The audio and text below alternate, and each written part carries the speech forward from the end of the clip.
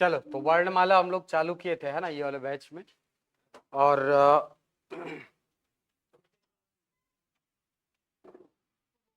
7-8 class हुई होगी, 7-8 class हुई होगी इन लोग की, है ना। ठीक है, वीडियोस डल जाएंगे, वीडियोस देख लिया रहना। और अगर जरूरत पड़ती है, अरे सुन लो इधर, ले सका जल्दी बैठ यार। ये मतलब कैसे एकदम, हाँ, अनुच्छेद 17 को उल्लंघन हो जाते मन।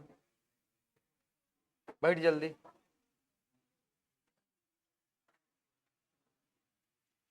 चलो तो दो बैच आज मर्ज हो रही है ना। एक बैच जो है, पहली वाली बैच, उसमें हम लोग पढ़ रहे थे वर्णमाला। और जो नई बैच इसमें ऐड हो रही है, उस बैच की हिंदी अभी शुरू नहीं हुई है। तो कंटिन्यू यहीं से करूंगा मैं, वर्णमाला से जहां पे पहुंचे थे वहीं से कंटिन्यू करूंगा। बाकी की जो वीडियोस हैं वो आपके पास डल जाएंगी। आप एक हफ्ते, मतलब एक आध हफ्ते हुआ होगा यार, और क्या है नहीं, आज 7-8 वीडियोस होंगी, उसको आप लोग कवर करो। अगर कहीं पर कोई भी डाउट आता है तो पूछ लेना, या इस हिस्से को जहां पे बचा हुआ है उसको फिर से पढ़ लेंगे आप लोगों के लिए, ठीक है।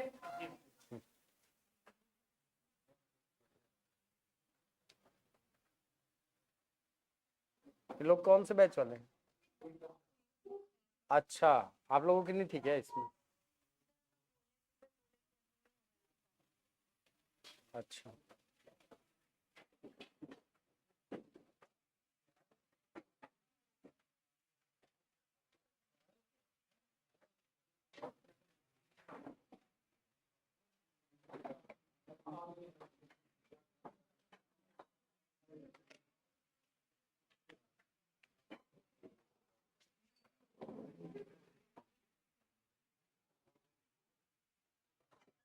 Good evening Bhushan, Kunal.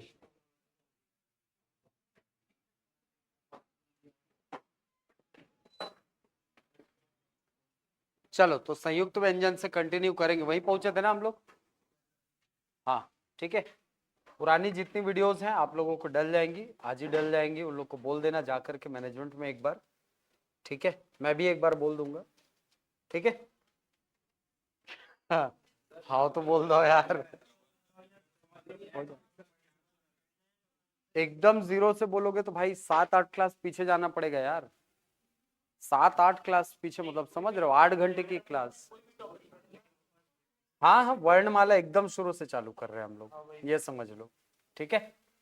वर्णमाला में हम लोग अभी तक जो पढ़े थे उसके बारे में आप लोग को बता देता हूं, ठीक है। वर्णमाला में हमने देखा था वर्णों को। मैंने वर्णमाला पढ़ाने के दौरान सबसे पहले 2-3 परिभाषाएं बताई थी, जिसके अंतर्गत एक परिभाषा हमने वर्ण की देखी, एक परिभाषा हमने अक्षर की देखी थी, और एक परिभाषा देखी थी वर्णमाला की। इसके बाद यहां से हम लोग बढ़े थे और बढ़ करके वर्णमाला के वर्णों में पहुंचे थे। वर्णमाला के अंतर्गत जो हमारे 53 वर्ण हैं, इन 53 वर्णों के बारे में हमने जाना था। ये कौन कौन से वर्ण हैं, किन नामों से जाने जाते हैं, यही देखा था हमने, ठीक है। तो आप लोग पुराने बैच वाले थोड़ा सा धैर्य बना के रखना, यहीं से कंटिन्यू कर रहा हूं मैं, ठीक है। रिवीजन समझ लो, एक क्लास पीछे चल रहे हैं बस, ठीक है। ड्यूटी लाते इसका सल्लग एकदम, अरे बड़ा तकलीफ है यार तुम्हारो मन के। ठीक है, संघर्ष करने वालों की हार नहीं होती, ठीक है। चलो तो वर्णमाला, यहीं से टॉपिक हम लोग शुरू करेंगे। चलो तो जैसे मैंने आपको बताया कि उस बैच में मैंने वर्ण, अक्षर और वर्णमाला से ये कहानी शुरू की थी, वैसे ही यहां पर भी जो सबसे पहली शुरुआत होगी वर्णमाला की, वो वर्ण की परिभाषा से होगी।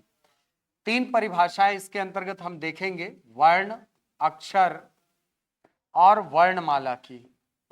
इसके पहले वाले टॉपिक में आप देखेंगे ना, तो पिछले वाले टॉपिक में मैंने आपको थोड़ा सा थ्योरेटिकल पोर्शन कराया है, जिसके अंतर्गत हिंदी भाषा का विकास क्रम, हिंदी भाषा के बारे में संवैधानिक प्रावधान, ये सारी चीजें मैंने वहां पर पढ़ाई हैं। तो आप जाकर के देखोगे ना, आपको चीजें समझ में आ जाएंगी। और नहीं आई, इन केस अगर नहीं आती हैं तो आकर के मुझसे पूछ सकते हैं कभी भी। मैं जब तक क्लास ले रहा हूं, आप कभी भी कोई भी सवाल पूछ सकते हैं, इसके लिए निश्चिंत रहिए आप। ठीक है, और कोई श्योरिटी चाहिए? ठीक है, चल। तो शुरू हम लोग कर रहे हैं वर्णमाला की परिभाषा से। वर्णमाला की परिभाषा में, या वर्णमाला जो टॉपिक है, मैंने आपको बताया कि इसकी शुरुआत करेंगे हम लोग सबसे पहले वर्ण की परिभाषा से।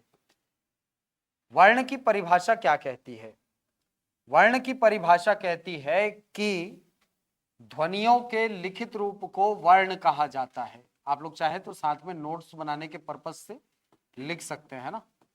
ध्वनियों के लिखित रूप को वर्ण कहा जाता है। साथ ही वर्ण जो है ये भाषा की सबसे छोटी इकाई है। भाषा की सबसे छोटी इकाई के रूप में जाना जाता है किसको? वर्ण को। ठीक, अब हम लोग समझेंगे कि वर्ण शब्द का मतलब क्या होता है। यदि हम वर्ण शब्द का एकदम शाब्दिक अर्थ देखें, एकदम लिटरल मीनिंग देखें, तो वर्ण का मतलब होता है रंग। और हर रंग अपने आप में अलग अलग प्रकार की अभिव्यक्ति है। हर रंग एक दूसरे से अलग है, हर रंग एक दूसरे से अलग एक्सप्रेशन रखता है। वैसे ही हमारे मुंह से निकलने वाली ध्वनियां भी अलग अलग होती हैं। क, ख, ग, घ, च, छ, आ, ई सब एक दूसरे से अलग ध्वनियां हैं। इन्हीं ध्वनियों को लिखित रूप में लाने के लिए हमने जो चिन्ह निर्धारित किया है, उन्हीं चिन्हों को कहा जाता है वर्ण। क्लियर है?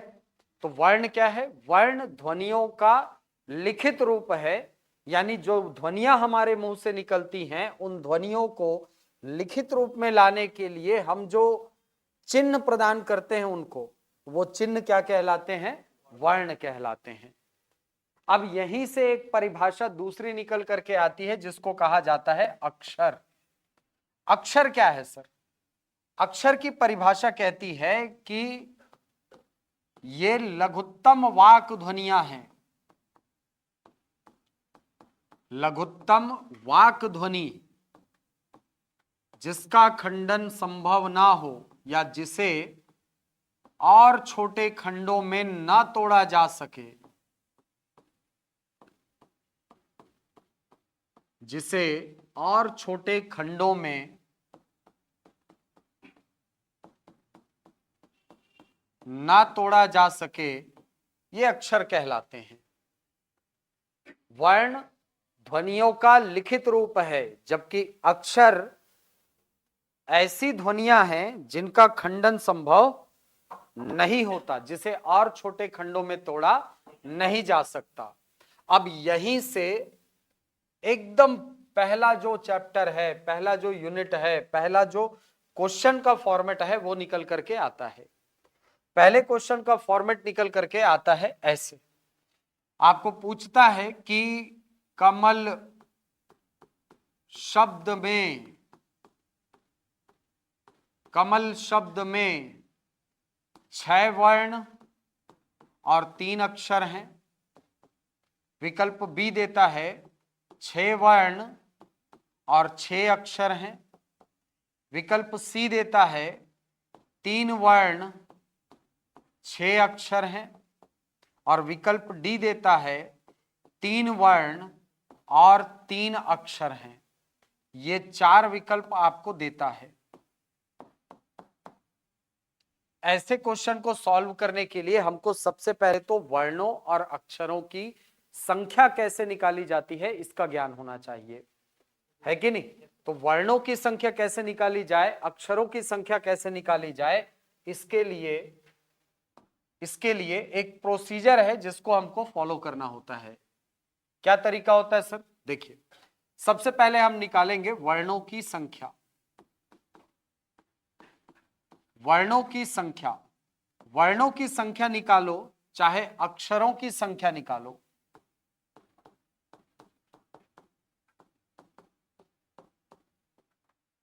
सबसे पहला काम यह करना पड़ता है कि सर उस शब्द का वर्ण विन्यास होता है।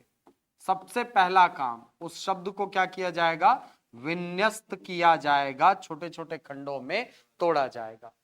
जैसे हम कमल शब्द की अगर बात करें तो कमल शब्द का वर्ण विन्यास कैसे होगा, क धन, इस पर जो स्वर लगा है उसको अलग लिखा जाएगा, मा धन आ, और ला धन आ, ये पहला काम हुआ।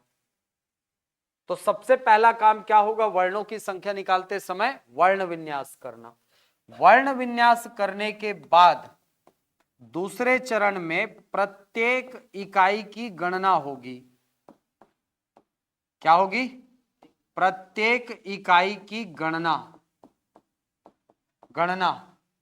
इस गणना के परिणाम स्वरूप जो संख्या बाहर निकल करके आएगी वही वर्णों की संख्या होगी। जैसे यहां पर इसको वर्ण विन्यास करने के बाद हम इसको गिनेंगे, कैसे, 1 2 3 4 5 6। तो हम ये कह सकते हैं कि कमल शब्द में वर्णों की संख्या है कितनी, 6 है। लेकिन क्या वर्णों की संख्या और अक्षरों की संख्या समान होती है, नहीं। अक्षरों की संख्या जब निकाली जाती है तो इसमें भी सबसे पहला चरण होता है वर्ण विन्यास करना, वर्णों को छोटे छोटे खंडों में तोड़ना, यानी शब्द को छोटे खंडों में तोड़ना। तोड़ने के बाद, अब इसी चीज को मैं यहां नहीं लिख रहा हूं ना, दूसरा होता है गणना करना। किसकी गणना करना, ध्यान देना, गणना की जाएगी सबसे पहले स्वतंत्र स्वरों की। यदि शब्द में कोई स्वतंत्र स्वर है उसकी गणना की जाएगी और उसके साथ जोड़ा जाएगा ऐसे युग्मों को जो कि एक व्यंजन और एक स्वर के योग से बने।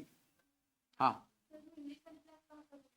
इंग्लिश नीचे हो रही होगी, ठीक है। मतलब देखिए, सबसे पहले तो हमको समझना है कि स्वतंत्र स्वर क्या होते हैं। स्वतंत्र स्वर ऐसे स्वर होते हैं जो कि किसी व्यंजन वर्ण के साथ आबद्ध नहीं होते। जैसे यहां पर आ इस व्यंजन के साथ लगा हुआ है, मतलब ये स्वतंत्र नहीं है। स्वतंत्र स्वर ये तब होता जब ये अलग से हमको दिखाई पड़ता, तब हम कहते कि वो क्या है, स्वतंत्र स्वर है। इस स्थिति में अक्षरों की संख्या गणना करते समय हम स्वतंत्र स्वरों की संख्या कितनी ले लेंगे, 0। यहां पर कोई भी स्वतंत्र स्वर नहीं है तो हम कितना ले लेंगे, 0। अब ऐसे युग्मों को देखेंगे जो कि एक व्यंजन और एक स्वर के योग से बने हैं। ध्यान रखना, सीक्वेंस नहीं बिगड़ सकता, आप स्वर धन व्यंजन नहीं कर सकते। सीक्वेंस कैसा बनेगा, व्यंजन पहले उसके बाद फिर स्वर। तो ऐसे कितने जोड़े बन रहे हैं, तो मैंने देखा कि भाई यहां पर एक जोड़ा ये बना, दूसरा जोड़ा ये बना और तीसरा जोड़ा बना ये। मतलब मैं कह सकता हूं कि यहां व्यंजन और स्वरों के कुल 3 जोड़े उपलब्ध हैं। तो जब मैं इसको टोटल करूंगा तो जो संख्या आएगी वही क्या होगी, अक्षरों की संख्या होगी। अक्षरों की संख्या होगी। इसका मतलब क्या हुआ, इसका मतलब यह हुआ कि कमल शब्द में वर्णों की संख्या 6 है, लेकिन अक्षरों की संख्या यहां पर कितनी हो जाएगी, 3 हो जाएगी। समझ आ गई बात। अब एक भ्रम यहां पर यह उत्पन्न होता है कि वर्णों की संख्या तो सर सदैव फिर अक्षरों की संख्या के डबल ही होगी। ऐसा नहीं होता, ऐसा नहीं होता। कब नहीं होता, देखो, पहली स्थिति कब नहीं होता, यदि कोई शब्द जो है वो स्वर से आरंभ हो जाए। देखो जैसे अमित शब्द लिखा है, क्या, अमित। अब इसका जब मैं वर्ण विन्यास करूंगा तो ये निकलेगा आ धन, मा धन, ई धन, ता धन, आ। तो यहां से अगर वर्णों की संख्या निकालूंगा तो वर्ण निकलेंगे 5, 1 2 3 4 5 निकले। लेकिन यहीं पर अगर मैं अक्षरों की संख्या निकालूंगा तो ध्यान देना, स्वतंत्र स्वर है एक, युग्म बन रहे हैं 2, मतलब अक्षरों की संख्या हो जाएगी कितनी? 3। क्लियर है? क्या डबल है? नहीं है सर, डबल होना जरूरी नहीं है। इसी प्रकार मान लो ऐसा शब्द हो, जैसे शब्द लिखा हो संत, तो संत को मैं ऐसा लिख सकता हूं, लिख सकता हूं ना? हाँ, तो इसका जब वर्ण विन्यास करूंगा तो साधन, आधन, नाधन, ताधन, आ, ऐसा लिखा जाएगा। अब यहां पर वर्णों की संख्या मैं देखूं तो वर्णों की संख्या कितनी हुई? 5 हुई सर, 1 2 3 4 5। अक्षरों की संख्या यहां पर हो जाएगी केवल 2। क्यों? क्योंकि स्वतंत्र स्वर नहीं है तो वैल्यू 0। अब युग्म देखोगे तो 1 बना और 2 बना, तो अक्षरों की संख्या कितनी आ जाएगी? 2। इसका मतलब वर्णों की संख्या और अक्षरों की संख्या के मामले में आप एकदम प्री एज्यूम करके नहीं चल सकते हो कि इसकी संख्या डबल ही होगी, है कि नहीं? हो सकता है वहां पर आधी हो सकता है डबल हो, बिल्कुल हो सकता है एक कम हो सकता है 2 कम हो सकता है ज्यादा हो, कुछ भी हो सकता है। तो अगर कभी भी ऐसा क्वेश्चन आए तो सबसे अच्छा तरीका यह है कि चुपचाप तोड़ लो और तोड़ करके फिर आप इसमें वर्णों की और अक्षरों की संख्या निकालने के लिए आगे बढ़ो। क्लियर है? ठीक है। जैसे जैसे मान लो शब्द लिखा हुआ है ऐसा, शब्द लिखा है, निकालिए, चलिए वर्णों की संख्या निकालिए। युग्म, द्वितीय, अनुग्रह, पृथ्वी,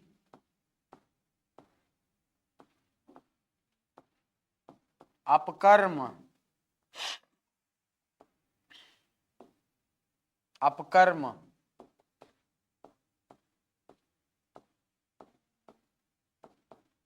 अविच्छिन्न।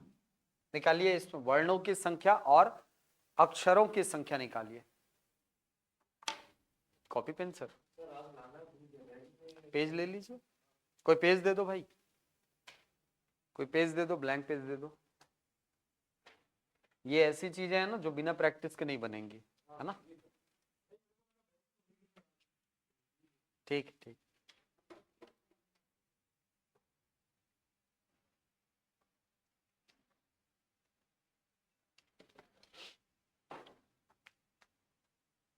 यहीं पर से आप इस प्रकार के शब्दों को तोड़ना भी सीखेंगे जो आपको आगे जाकर के काम आएंगे। इस प्रकार के शब्द, इस प्रकार के शब्द, ये देखो इस प्रकार के शब्द, ऐसे शब्दों को तोड़ना सीखना पड़ेगा अपने को। एक शब्द और ले लो, राष्ट्र।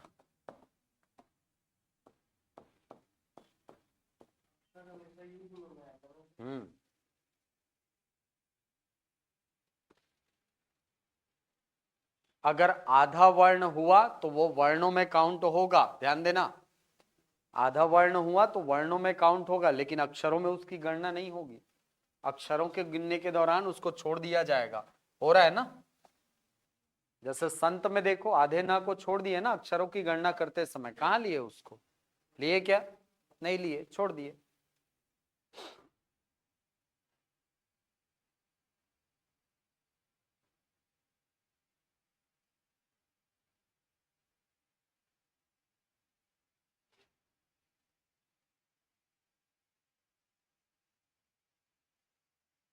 ये अगर अच्छे से सीख गए तो वर्ण विन्यास करना आसान हो जाएगा। और प्रश्न आते हैं यहां से, फलाना शब्द का वर्ण विन्यास कीजिए या फलाना शब्द का वर्ण विन्यास क्या होगा, क्वेश्चन आता है।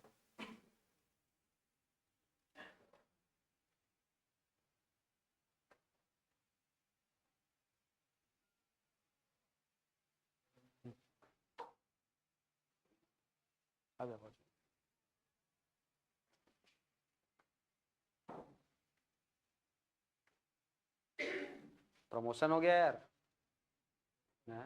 नीचे नीचे से ऊपर आ गया तो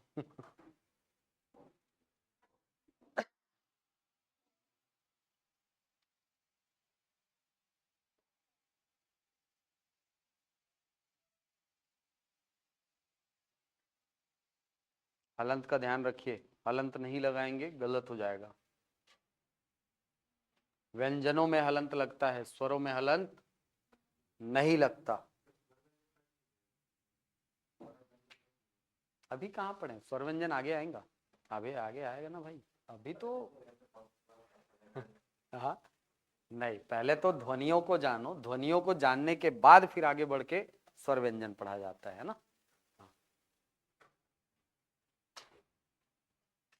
ध्वनिया जो होती है ना वो सबसे मूल है किसी भी भाषा की। सबसे, आपको लगता है आदमी जो है अपने आप को केवल लिख के एक्सप्रेस करता है? सबसे पहला एक्सप्रेशन बोल के होता है, मतलब ध्वनिया सबसे पहली भाषा का रूप है ना। इसीलिए वर्ण और अक्षर को पहले सीखा जाता है। ठीक है,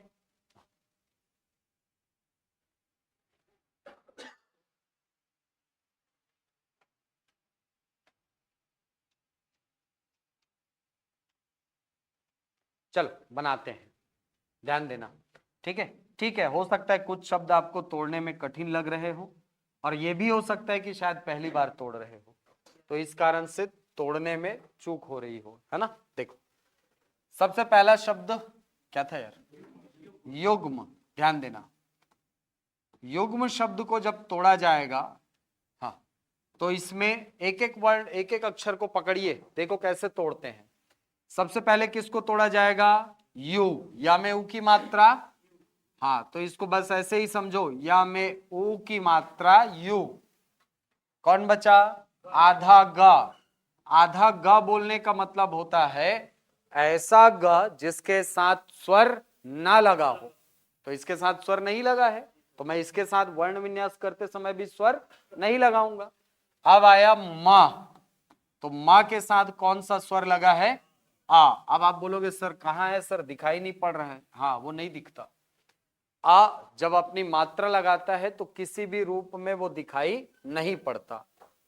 ठीक है, आप जब सामान्य रूप से देखते हैं तो जिस रूप में वो दिखता है, मतलब समझ जाना उसके ऊपर आ लगा हुआ है। जैसे जैसे का, हाँ आ लगा हुआ है सर, खा लगा हुआ है, गा, घा, इस पे आ ऑलरेडी लगा हुआ है। ठीक है, हाँ, जिसका कोई नहीं होता उसका आ होता है। ठीक है, हाँ, तो ये देखो ना, माँ के साथ मात्रा दिखाई पड़ रही है क्या, लेकिन है आ लगा हुआ है ना। यानी युग्म शब्द में मैं अगर वर्णों की संख्या निकालने को जाऊं तो वर्ण कितने निकलेंगे, 1 2 3 4 और ये 5। ठीक है, और यदि अक्षर निकालने के लिए जाऊं तो अक्षर कितना निकलेगा, 1 और ये 2। क्लियर। वैसे ही दूसरा शब्द क्या था, द्वितीय। अब देखो, ऐसे शब्दों को तोड़ने में ना हो सकता है आपको तकलीफ हो। ठीक है, द्वितीय शब्द कैसे टूटेगा, इसके लिए ना आप लोगों को हिंदी का एक रूल पता होना चाहिए। रूल क्या पता है, क्या पता होना चाहिए कि हिंदी में ध्वनियों को जिस क्रम में बोला जाता है उसी क्रम में उनको तोड़ा भी जाता है, मतलब लिखा जाता है, उसी क्रम में लिखा जाएगा। तो जब मैं द्वितीय बोलता हूं, बोलो एक बार, द्वितीय, इसी क्रम में उच्चारित करते हो आप, बस वर्ण विन्यास हो गया इसका, हो गया वर्ण विन्यास। सबसे पहले आएगा द, फिर आएगा वा पर है छोटी, ये देखो छोटी की मात्रा लगी है ना, फिर ता, फिर बड़ी ई, और फिर बस, हाँ आ आएगा, है ना। क्लियर है, हाँ। अब एक चीज यहां से और सीखने वाला चीज क्या है सर, सीखने वाली चीज एक और ये है कि सर यहां पर द आधा है और वह पूरा है। दिखने में द पूरा है, वह आधा है, लेकिन है उल्टा। द्वि बोल रहे हो ना, तो मात्रा जिस पे लगी होती है वो व्यंजन पूरा होता है। किस पे लगी है मात्रा, उच्चारण करके देखो, वा पे लगी है मात्रा, वा पे लगी है, तो जिस पे मात्रा लगी है वही व्यंजन पूरा होता है। तो यहां पर व्यंजन पर मात्रा किस पे लगी है? वा पर, इसीलिए ये पूरा। अब यहां से वर्णों की संख्या और अक्षरों की संख्या निकाल लो। निकाल सकते हैं आप? कितने आएंगे वर्ण? 7 वर्ण आएंगे। वर्ण आ गए 7, बहुत बढ़िया। अक्षर 3 आएंगे, बहुत बढ़िया। ठीक है, वर्ण आ जाएंगे 7। कैसे निकलेगा सर? ये देखो, 1 2 3 4 5 6 7, 7 वर्ण हो गए। और जब अक्षर निकाला जाएगा तो अक्षर कितने निकलेंगे? ये काउंट होगा क्या? नहीं होगा। ये काउंट होगा सर, एक जोड़ा। ये काउंट होगा सर, और ये काउंट होगा। तो कितने हो गए अक्षर? 3 हो गए। क्लियर? समझ आ गया? अगला तीसरा क्या था? अनुग्रह। ये था, यही था ना? हाँ, अच्छा। अब इसमें अनु को तो पता है, अनु शब्द को तोड़ लोगे। आ धन, ना धन, उ। अब एक गलती आप क्या करते हो, आ को हलंत लगा के लिखते हो, फिर इसके नीचे फिर आ लगाते हो। अरे, स्वर अपने आप में ही पूरा होते हैं, स्वरों को तोड़ा ही नहीं जा सकता। स्वरों के उच्चारण के लिए हमें किसी अन्य वर्ण की जरूरत नहीं होती। अब जब जरूरत नहीं है तो ये लगाने का कोई औचित्य बनता है क्या? नहीं बनता। तो कहीं पर भी कोई भी स्वर हो, चाहे आ हो, चाहे आ हो, चाहे ई हो, चाहे दीर्घ ई हो, चाहे ऐ आओ ही क्यों ना हो, आप इसको तोड़ेंगे नहीं। जिस रूप में है ये उसी रूप में लिखे जाएंगे। क्लियर है? ठीक है, हाँ। तो यहां पर अनुग्रह, आ धन, न धन, उ। अब आया सर ग्रह। अब जरा ग्रह का उच्चारण करना। कौन पहले आया? ग, फिर रा, फिर आ। ग आधा है, रा है, फिर आ है। मतलब मात्रा जो लगी है वो रा पर लगी है सर। रा पूरा है, ग आधा है। यहां पर रा पूरा है, ग आधा है। कैसे? और क्लियर करो। जैसे मान लो ऐसा लिख करके देखो, और देखो मात्रा किस पे लगी है? ग्री, री लगा है ना, रा पे लगी है एक ही मात्रा। इसका मतलब रा पूरा होगा और गा आधा होगा। हा, हा धन आ। बहुत बढ़िया। अब गिन लो सर, वर्ण निकल आएंगे आपके। कितने आए? 8 की 7? हाँ, 8 आएंगे। 8 आएगा ना, 1 2 3 4 5 6 7 8। और यही अक्षरों की संख्या कितनी निकलेगी? 4 आएगी ना। एक स्वतंत्र स्वर, ये भी तो काउंट होगा। ये काउंट हो गया 2, ये हो गया 3, और ये हो गया 4। तो अक्षर कितने आ जाएंगे? 4। ठीक है, अब जरा अगले शब्द को बनाया जा सकता है क्या? क्या था अगला शब्द? पृथ्वी। पृथ्वी, ये देखो, पृथ्वी को पाधन ऋषि का री है, ध्यान रखना। ये वाली मात्रा और ये वाली मात्रा दोनों अलग अलग हैं। ये वाली मात्रा है, इसका मतलब इसके साथ, इस व्यंजन के साथ ऋषि का री लगा है, और ऋषि का री स्वर होता है। ऋषि का री स्वर होता है। फिर आ गया कौन? था, आधा है, और वी वाधन। काउंट करो वर्ण। वर्ण 5, अक्षर 2। एक ये हो जाएगा और एक ये हो जाएगा। ये क्यों होगा? समझ आया ना? व्यंजन, व्यंजन के साथ स्वर। तो वर्ण आ जाएंगे यहां पर 5 और अक्षर आ जाएंगे यहां पर 2। क्लियर? ठीक है, नहीं समझ आ रहा है? आ रहा है ना? हाँ, अगला अपकर्म। अब देखो, अपकर्म को मैं ऐसा लिख सकता हूं क्या? देखो इधर, आ पा कर्म, ऐसा लिख सकता हूं। उच्चारण करो। अपकर्म लिखा है ना, ये देखो अपकर्म लिखा है, ऐसा तोड़ लो। तोड़ो। वर्ण कितने आएंगे? 8। 8 वर्ण आएंगे ना। 1 2 3 4 5 6 7 8। आ गया वर्ण 8। अक्षर कितने निकलेंगे? 1 2 3 4। ये तो छूट जाएगा क्योंकि आधा है। क्लियर है? गरीबों का कोई नहीं होता मालिक। आधा है ना। हाँ, इसके पास कोई नहीं, एक काउंट ही नहीं होगा सर अक्षर में, इसको शामिल करेगा वर्ण। क्लियर? ठीक है ना? नहीं समझ आया? हाँ, आ गया ना? अगला शब्द तोड़ के दिखा दो यार, क्या है अगला? हाँ, अगला तोड़ के बताओ तो चलो।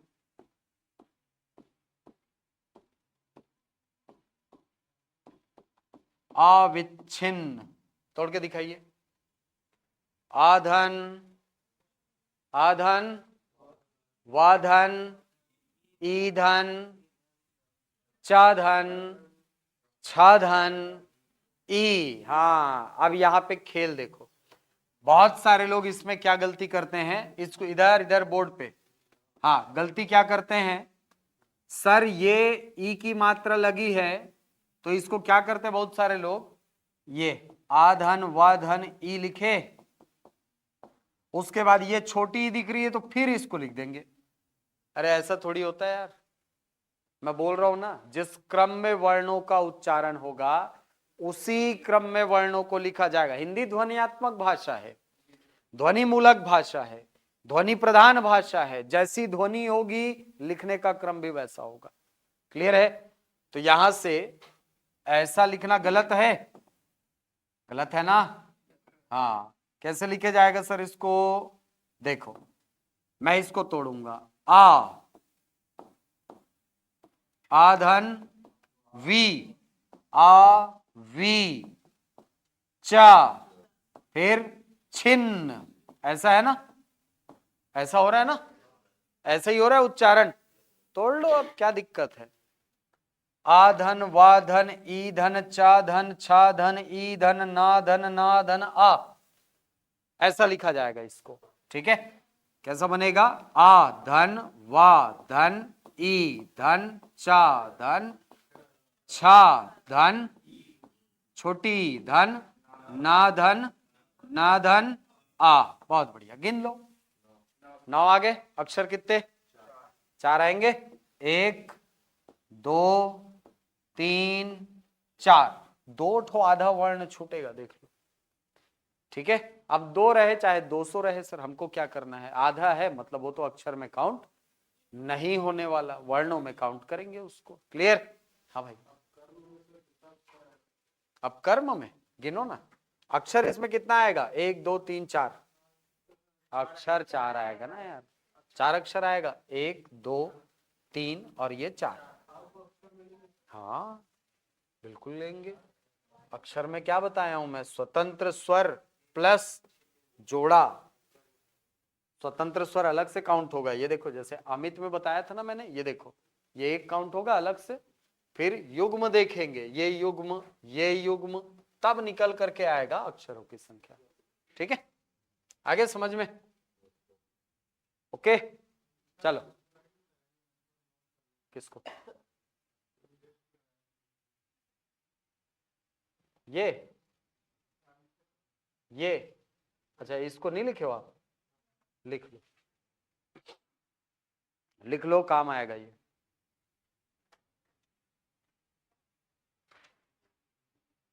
एकदम बेसिक टॉपिक है, और ये इतना बेसिक टॉपिक हो जाता है ना कि लोगों से बनता नहीं है क्वेश्चन। एकदम बेसिक टॉपिक है। ठीक है? आधे लोग तो इसी भ्रम में रहते हैं कि वर्णों की और अक्षरों की संख्या बराबर निकलेगी, वर्ण इज इक्वल टू अक्षर, अक्षर इज इक्वल टू वर्ण, जबकि ऐसा टेक्निकली होता नहीं है ना? दोनों की गणना अलग अलग तरीकों से होती है। ठीक है? हाँ, चलो लिख लिए? छापो छापो, जल्दी छापो।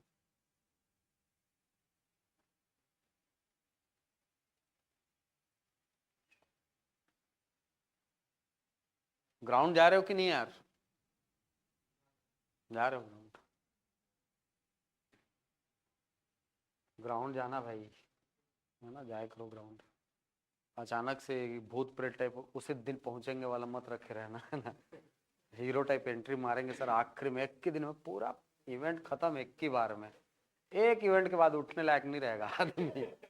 तो समझे, जो मैदान है ना उससे जान पहचान बना के रखो। किसे यार, अचानक से पहुंचोगे ना तो मना कर देगा पहचानने से, तू कौन है भाई बोलेगा। चलो लिख लिए। हाँ, अगला शब्द क्या था, एक शब्द और था क्या, हो गया राष्ट्र। हाँ चलो राष्ट्र शब्द को तोड़ो, राष्ट्र।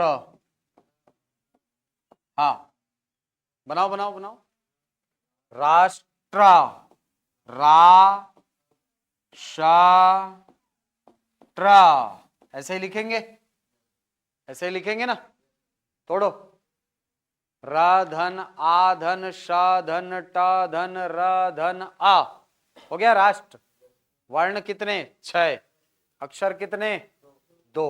हाँ, वर्ण कितने आएंगे, 6, और अक्षर कितने आ जाएंगे, 2 आ जाएंगे। क्लियर है, आएगा ना, कर लिए काउंट, ठीक है।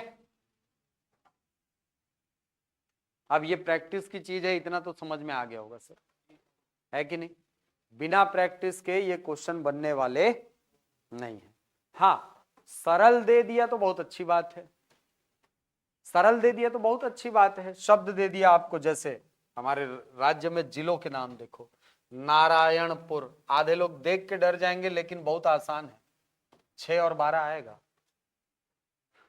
आएगा 6 और 12, है कि नहीं। वर्णों की संख्या कितनी आएगी, 12, 1 2 3 4 5 6, है नहीं।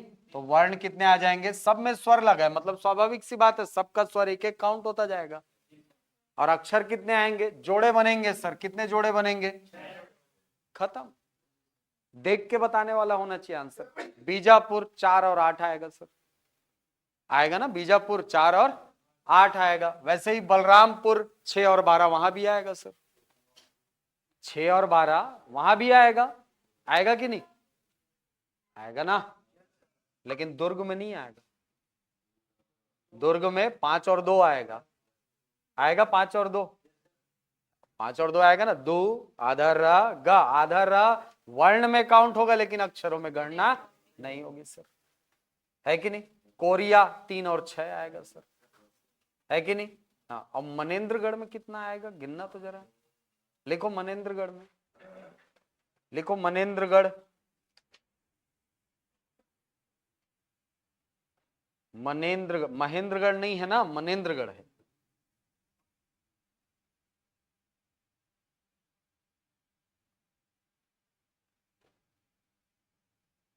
द्र कैसे टूटेगा, समझ आ गया,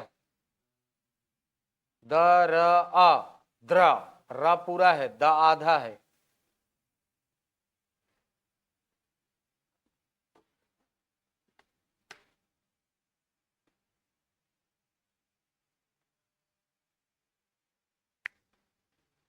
हमारे 33 जिलों की एक खास बात पता है, एक तो भी जिले का नाम ना स्वर से चालू नहीं होता देख लो आप, एक आटो चालू होता है क्या, आ ई इनसे चालू होता है क्या,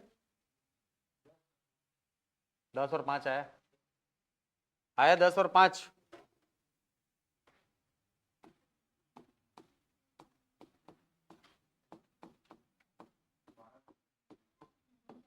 ये लो गिनो,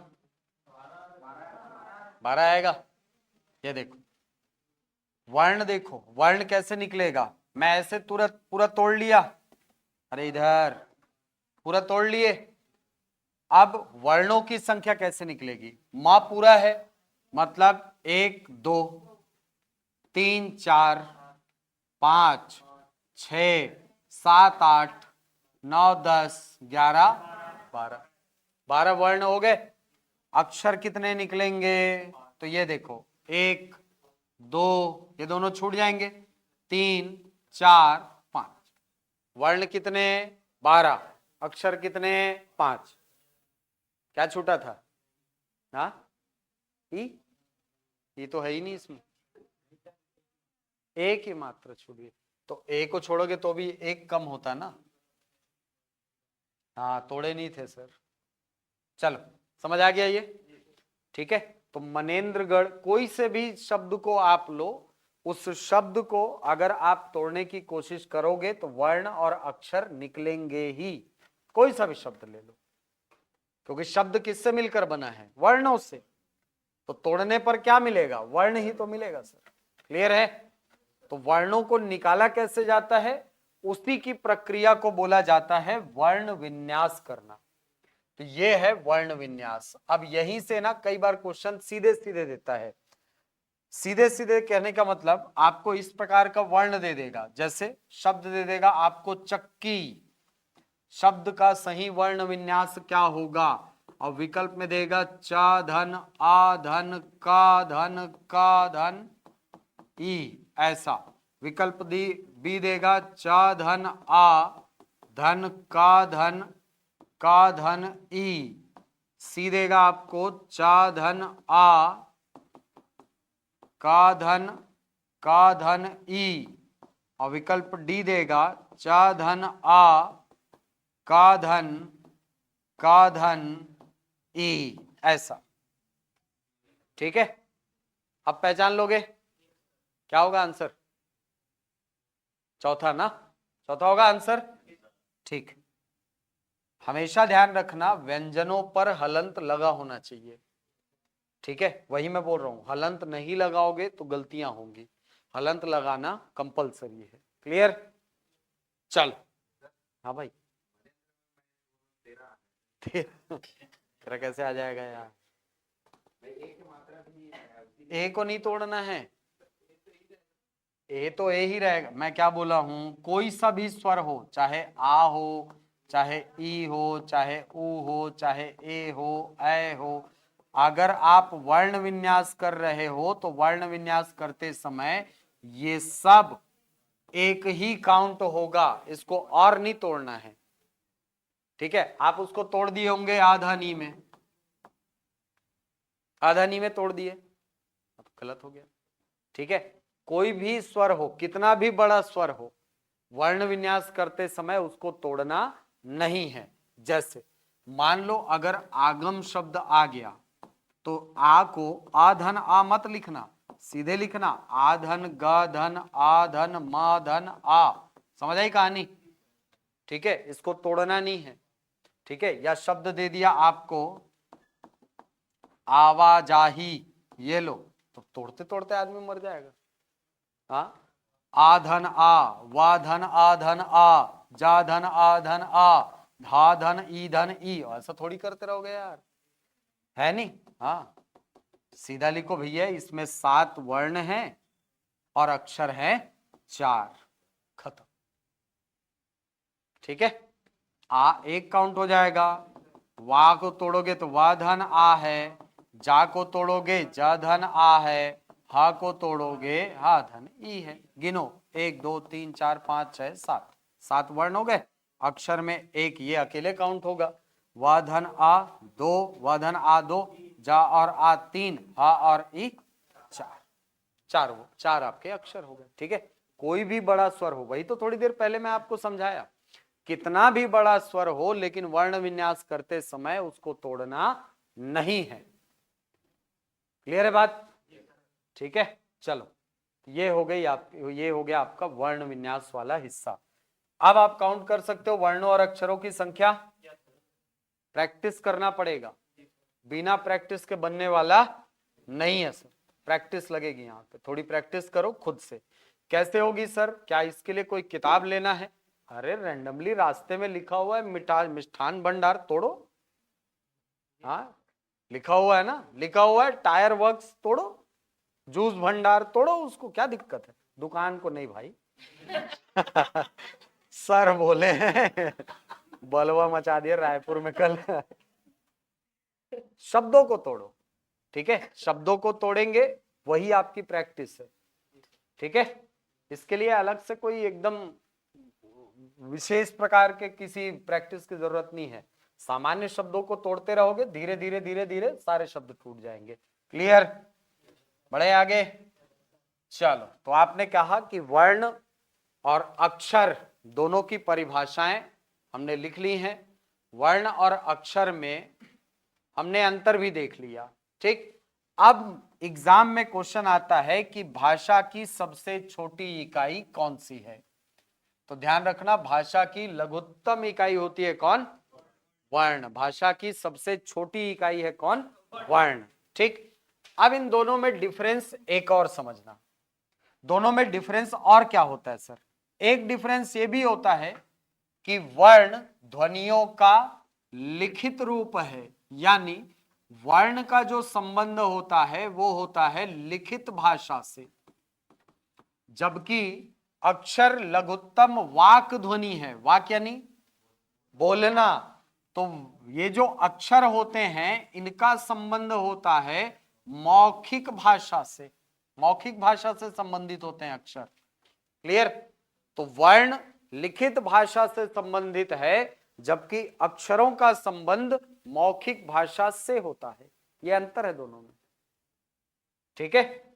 और कैसे सरल शब्दों में समझे सर? जैसे मान लो हमको शब्द लिखना है घर, तो घर लिखने के लिए हमने 4 अलग अलग ध्वनि चिन्हों को प्रयोग में लाया है कि नहीं?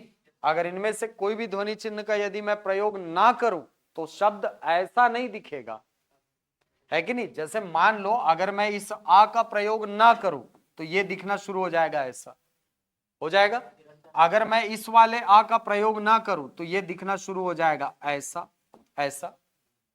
मतलब अगर मैं इन चारों वर्णों का प्रयोग करके ये शब्द लिख रहा हूं तो लिखने के लिए मैंने कितने वर्णों का प्रयोग किया है? 4 वर्णों का। लेकिन अगर मुझे घर उच्चारित करना हुआ, बोलना हुआ, तो क्या मैं इसको घ और र ऐसा बोलूंगा? क्या मैं क्या बोलूंगा? घ र। घ आ, घ और आ से बना, रा और आ से बना। यही तो मैंने समझाया आपको। क्लियर है? चलो, तो ये तो हो गई बात वर्णों की और अक्षरों की।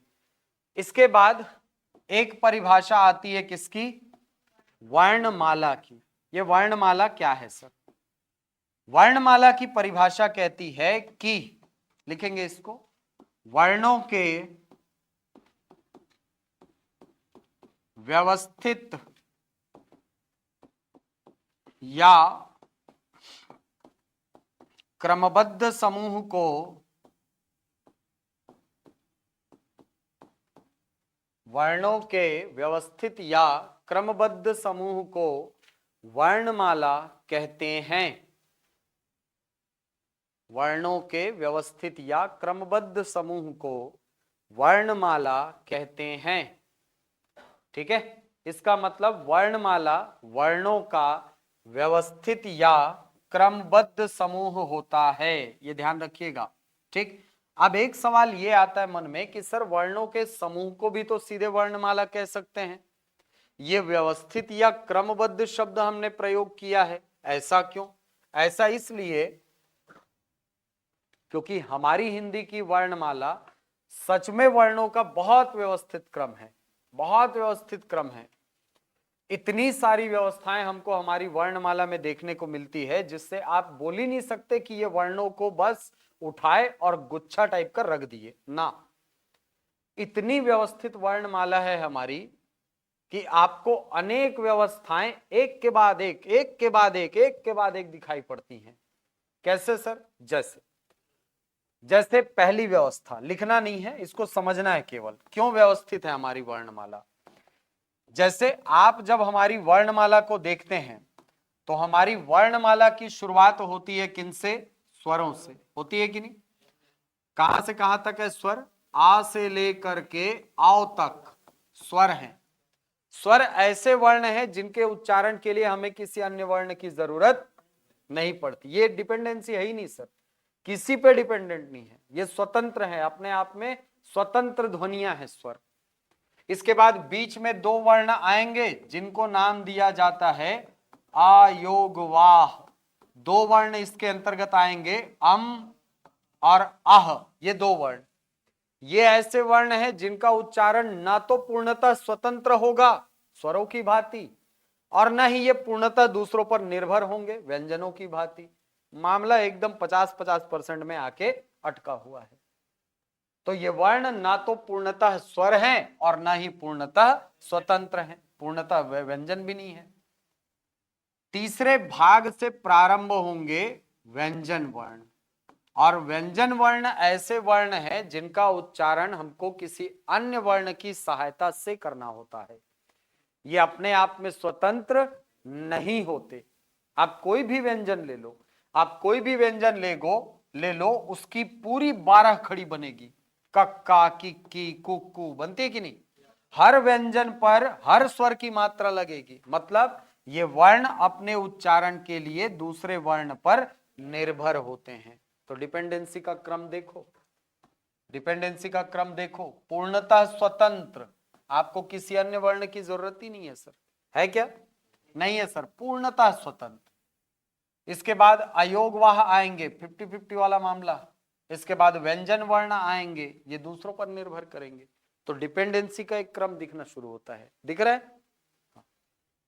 ये तो बहुत छोटी व्यवस्था है। आपने पढ़ा है कि हमारी वर्णमाला में जो व्यंजन वर्ग हैं, उन वर्गों के वर्णों को इस प्रकार व्यवस्थित किया गया है कि एक वर्ग का उच्चारण स्थल एक होता है। मतलब एक वर्ग में जितने वर्ण हैं उन सब का उच्चारण स्थल एक होगा, वो सब समान उच्चारण स्थल से उच्चारित होंगे। जैसे क वर्ग कंठ से, च वर्ग तालु से, पढ़ा है ना, ट वर्ग मूर्धा से, त वर्ग दांत से और प वर्ग ओष्ठ से। अब इनके उच्चारण स्थलों को देखो, आपने कहा सबसे पहले क वर्ग है, फिर च वर्ग, फिर ता वर्ग और फिर पा वर्ग। ये हमारे मुख का स्ट्रक्चर देखो, ऐसा कुछ मुख का स्ट्रक्चर होता है। ठीक, इस स्ट्रक्चर में ये वाला जो भाग है जहां हमारा वोकल कॉर्ड है, जहां हमारी स्वर यंत्र है हमारा, इसको बोला जाता है कंठ। और जब आप क वर्ग का उच्चारण करेंगे तो क वर्ग का उच्चारण इसी स्थल से होता है, इसी स्थल से उच्चारित होगा। कौन सा वर्ग? क वर्ग। आगे बढ़े तो अगला वर्ग आता है च वर्ग, और च वर्ग है ना, ठीक है। और च वर्ग का उच्चारण करते समय आपकी जीभ स्पर्श करती है किसको? आपके तालु को। तालु पैलेट, ऊपर वाला जो भाग होता है मुख का, उसको बोला जाता है सर तालु। और जब च वर्ग का उच्चारण करते हैं तो आपकी जीभ ऐसे टच करती है तालु को। टच करके देखना आप, करती है ना? हाँ। और आगे बढ़े तो अब आएगा सर मूर्धा। इस भाग को कहा जाता है मूर्धा। और ट वर्ग का जब आप उच्चारण करेंगे तो आपकी जीभ मूर्धा वाले भाग को टच करती है, ठीक है, मूर्धा वाले भाग को टच करती है। अब ये मूर्धा क्या है सर? आपके दांत और तालू के बीच में ऐसे एक उभरी हुई संरचना आपको मिलेगी मुख के चारों ओर, इसी भाग को कहा जाता है मूर्धा। और जब ट वर्ग का उच्चारण करेंगे तो आपकी जीवा उसी भाग पर जाकर के दबाव डालती है, इसीलिए ट वर्ग का उच्चारण स्थल क्या कहा गया है? मूर्धा। अगले वर्ग में आइए, अगला वर्ग होता है त वर्ग। और त वर्ग का उच्चारण करते समय आपकी जिह्वा आपके दंत भाग को स्पर्श करती है, दांत पे दबाव डालने का काम होता है। तो त वर्ग का उच्चारण होता है कहां से? दंत से होता है सर। अब ये वाला स्ट्रक्चर खत्म, अब आगे आ जाएगा आपका ओष्ठ। ये है आपके ओष्ठ, ये ऊपर वाला, ये नीचे वाला, ठीक। और जब प वर्ग का आप उच्चारण करेंगे तो आपको जीभ की जरूरत ही नहीं पड़ेगी। आपका ये वाला ओष्ठ ये वाले ओष्ठ से मिलेगा, अंदर से हवा आएगी, मुंह खुलेगा और इस वर्ग का उच्चारण हो जाएगा। इसीलिए कहा गया कि प वर्ग का उच्चारण कहां से होता है? ओष्ठ से होता है।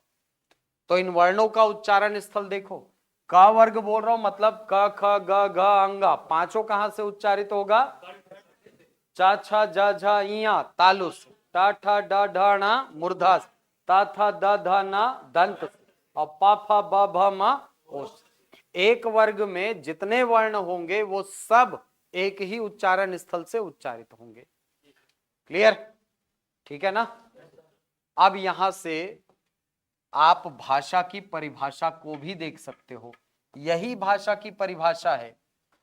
भाषा की परिभाषा कहती है कि भाषा मन में उपजने वाले भावों को बोलकर अभिव्यक्त करती है। यह परिभाषा है। और यह परिभाषा हमने दी है क्या? हमने दी है? नहीं सर, यह परिभाषा दी थी किसने? आचार्य पतंजलि ने दी है। आचार्य पतंजलि वो कहते हैं भाषम व्यक्तायाम वाची। वो क्या कहते हैं? भाषम व्यक्तायाम वाची। भाषा व्यक्त करती है बोलकर, व्यक्त करती है, एक्सप्रेस करती है, खुद को मैनिफेस्ट करती है सर। और अगर आपको खुद को एक्सप्रेस करना है तो आपको बाहर आना होगा, आपके विचारों को बाहर आना होगा, तब आप अपने आप को एक्सप्रेस कर पाओगे, है कि नहीं? है ना? आप ये समझो कि आपके विचार मिट्टी में दबे हुए बीज के समान हैं। यदि उसको अभिव्यक्त होना है तो उसको मिट्टी से बाहर आना होगा। होगा ना? आना होगा ना यार, तभी तो अभिव्यक्त होगा। तालाब की तलहटी में बैठ जाओ, दिखोगे? नहीं दिखोगे, आपको बाहर आना होगा दिखने के लिए। वैसे ही हमारे मन के भाव हैं। इन भावों को यदि दूसरों तक पहुंचाना है तो उन भावों को हमें बाहर लाना होगा, है कि नहीं? वही तो कर रहे हो आप यहां। ध्यान देना, आप जब अपने वर्ग के वर्णों के उच्चारण स्थल को देखते हो तो इनका उच्चारण क्रमशः अंदर से बाहर की ओर आ रहा होता है। ये देखो, आ रहे हो आप अंदर से बाहर। यही तो भाषा की परिभाषा है सर, कि आप अपने भावों का उच्चारण करने के लिए या भावों की अभिव्यक्ति करने के लिए अंदर से बाहर आते हैं। भाषा की परिभाषा तक को जस्टिफाई करती है हमारी वर्णमाला। ये तो एक व्यवस्था है, और व्यवस्थाएं हैं। हर वर्ग का पांचवा वर्ण ऐसा जिसका उच्चारण करते समय वायु इधर ना जाकर के इधर जाएगी, नासिका की तरफ। नासिक के व्यंजन है हर वर्ग का पांचवा। अंगा, इया, णा, ना, मा, नासिक के व्यंजन। जिन व्यंजनों का उच्चारण करते समय जिह्वा का वायु से संघर्ष होगा और इस संघर्ष के कारण ऊष्मा निकलेगी, वो एक जगह पर है। श, श, स, एक ग्रुप में है सर, एक ग्रुप में रखा है हमने। अल्प प्राण महाप्राण का कॉन्सेप्ट अलग चल रहा है। अघोष और सघोष के कॉन्सेप्ट अलग हैं। विवृत्त, अर्धविवृत्त, अर्ध संवृत्त, संवृत्त स्वर अलग से हैं हमारे यहाँ। तो हमारे यहाँ वर्णमाला में ऐसा नहीं है कि वर्णों को चलो हमारे मुख से ध्वनि निकल रही है इसके लिए चिन्ह बनाते जाओ, हाँ क म प ल, ऐसा नहीं है सर। हमारी वर्णमाला में एक उच्चारण स्थल है, उस उच्चारण स्थल से जितनी ध्वनियां निकलती हैं सब एक जगह पर हैं, सारे व्यंजन एक जगह पर हैं। तो हमारी वर्णमाला वर्णों का गुच्छा नहीं है सर, हमारी वर्णमाला वर्णों की पंक्ति है। पंक्ति समझते हो? पंक्ति व्यवस्थित होती है, गुच्छा अव्यवस्थित होता है। क्लियर है? अपने वार्डरोब में लगे हुए कपड़ों को देखना, कितना मस्त लगते रहता है कि नहीं? और एक दिन पहने फिर वही कपड़ा आपको जब ढेरी में दिखाई देता तो वो गुच्छा है। हमारी वर्णमाला वार्डरोब है, गुच्छा नहीं है, ढेर नहीं है सर। क्लियर? तो हिंदी की वर्णमाला वर्णों का व्यवस्थित या क्रमबद्ध समूह है। ध्यान रहेगा? ये क्यों बता रहा हूं सर? ये इसलिए क्योंकि ये एग्जाम में आता है क्वेश्चन आता है कि वर्णमाला कहते हैं, पहला ही विकल्प देगा वर्णों के समूह को, और वो गलत होता है। सही क्या होगा? वर्णों का व्यवस्थित या क्रमबद्ध समूह, इसको कहा जाता है वर्णमाला। क्लियर? चल, अब यहीं से थोड़ा सा आगे बढ़ते हैं। आपने ये सुना कि हमारी हिंदी में या हमारी हिंदी की वर्णमाला में वर्णों की संख्या होती है 53। पढ़े हैं ना? 52 पढ़े थे, 53 हो गए हैं सर। 22 अगस्त 2024 एक नवीन वर्ण हमारी वर्णमाला में शामिल किया गया है, हिंदी निदेशालय के वेबसाइट पर उपलब्ध है। ठीक, क्या मतलब हुआ 53 वर्ण होने का? क्या मतलब हुआ 53 वर्ण होने का? क्या मतलब हुआ? क्या मतलब हुआ? हाँ, भाषा कैसे आ जाएगी यार? नहीं, मैं बोल रहा हूं 53 वर्ण हैं। जब मैं कहता हूं अंग्रेजी में 26 लेटर्स हैं, तो इसका मतलब क्या होता है? शब्द है वो।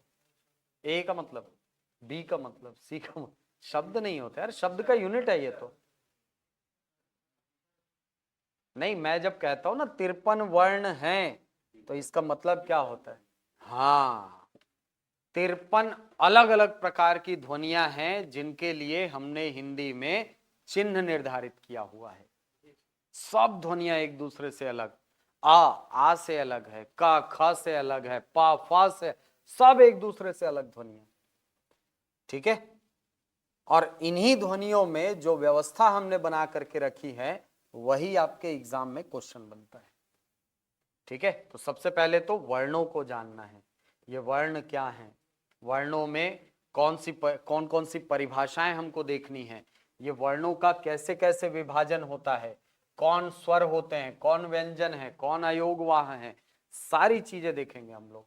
ठीक है, ओके, चलो तो अगली क्लास कल।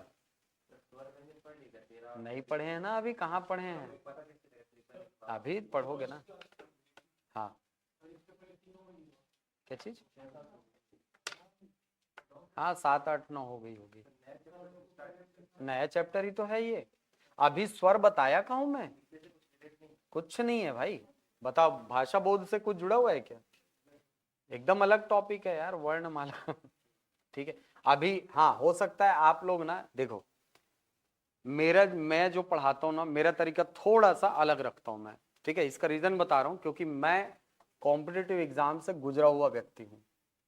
ठीक है, मैं जितना असफल हुआ हूं ना, शायद आपको कभी नसीब ना हो, इतना फेल हुआ हूं मैं। ठीक है, तो जो चीजें मैंने सीखी है ना, वो चीजें मैं आपको सिखाने की कोशिश करता हूँ। ठीक है, अरस्तु बोलता भी है कि अपने अनुभवों से सीखते रहोगे तो जीवन कम पड़ जाएगा, दूसरों के कड़वे अनुभवों को अपनाओ, सीखो, है नहीं? हाँ, तो जो चीजें मैंने सीखी हैं वो चीजें मैं आपको सिखाता हूँ। ठीक है, तो क्या क्वेश्चन पूछने का तरीका होता है, पैटर्न क्या होता है, मैं बता सकता हूँ ना। हर हर क्वेश्चन के बाद बताऊंगा मैं आपको, हर टॉपिक में बताऊंगा क्वेश्चन कैसे आता है, यहाँ से टेंशन मत लो उसका। ठीक है, मैं पैटर्न बताता हुआ चलूंगा, यहाँ से कैसा कैसा क्वेश्चन पूछता है। आप लोग को बताया भी है मैंने, पिछले भाषा बोध में भी बताया है, यहाँ से ऐसा क्वेश्चन पूछेगा, यहाँ से ऐसा पूछेगा, पढ़े हैं ना? हाँ, निश्चिंत रहो उसके लिए। ठीक है, स्वर, और रही बात स्वर व्यंजन की, तो स्वर व्यंजन अब पहुंचेंगे। ठीक है, वर्ण, हाँ भाई, भाषा बोध वो अलग से एक यूनिट है, वो अलग से एक यूनिट है, उसमें भाषा के बारे में जानते हैं आप, हिंदी का विकास क्रम क्या है, और हमारे कॉन्स्टिट्यूशन में क्या क्या प्रोविजंस हैं भाषा के संबंध में, उसको हमने देखा है। ये एकदम नया टॉपिक है, इन लोग 2 क्लास बढ़ भी चुके थे, लेकिन फिर भी साथ में पढ़ रहे हैं। ठीक है, तो ऐसा मत सोचो कि एकदम बीच में से चालू है, बीच में से कुछ चालू नहीं हुआ है भाई। ठीक है, साथ में चल रहा है, बस ये है कि जो पुरानी वाली बैच थी, उन लोगों का रिवीजन हो रहा है। आप लोगों को मैं ऐसा जल्दी में भगा भी नहीं रहा हूँ ना, बहुत आराम से पढ़ा रहा हूँ मैं। अब समझ जाओ, वर्णमाला पढ़ा रहा हूँ, लेकिन अभी तक मैंने स्वर व्यंजन नहीं पढ़ाया है, अभी केवल वर्ण और अक्षर बताया है आपको। ठीक है, हाँ, और मैं थोड़ा धीरे भी पढ़ाता हूँ, तो आप लोग कोई बोर और होने वाले होगे तो भाई मैं पहले से बताता हूँ, मेरे क्लास में ना मत बैठना, ऑनलाइन अटेंड कर लेना 2x स्पीड में। ठीक है, मैं बहुत धीरे पढ़ाता हूँ क्योंकि, ठीक है, हाँ, क्योंकि हिंदी ऐसा विषय है ना जो एक तो लोगों को कंफ्यूज बहुत करती है, और दूसरी बात बहुत बड़ा वेटेज है भाई आपके सिलेबस का। ठीक है, एक इतनी सी भी गुंजाइश नहीं रखना चाहता मैं कि भाई हाँ सर यहाँ से ये छूटा है, यहाँ से वो छूटा है, या ये नहीं पढ़े थे, या ये भूल गए, वो किस्सा चाहिए ही नहीं। स्कोरिंग सब्जेक्ट है, स्कोर कर सकते हो, पूरा स्कोर होगा, बस धैर्य बना के साथ में पढ़ते रहना। क्लियर? ठीक, चलो, और कोई सवाल? नहीं, ठीक है ना, पढ़ा दूंगा, उसमें कोई दिक्कत नहीं है। मैं तो बोला हूं ना, आप लोगों को वीडियो भी डलवा दूंगा, आप लोग उसको देख लेना, ठीक है। अरे नहीं, देख लेना, अगर आप लोगों को लगता है कि नहीं यार, वीडियो फॉर सेफ साइड लेके चलते रहना, उसको एक एक वीडियो करके कवर करते रहना, बहुत ज्यादा नहीं है वैसे भी, ठीक है। मैं ये बोल रहा हूं कि अगर इन केस मान लो कोई ऐसी स्थिति बनी कि मैं पढ़ाने में सक्षम नहीं रहा, मान लो कोई स्थिति ऐसी रही, तो कम से कम आपके पास एक सपोर्ट रहेगा कि हाँ सर, ये वाला टॉपिक हम लोग वीडियो से कर लेंगे। क्लियर है? वैसे मेरी पूरी कोशिश रहेगी कि मैं उसको आपको क्लास में कराऊं, ठीक है।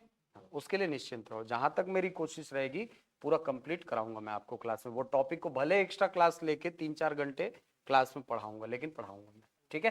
हाँ, लेकिन फिर भी एक अपना सेफ साइड लेकर के वो वीडियोस रखे रहना, ठीक है। ओके, चलो मिलते हैं फिर कल।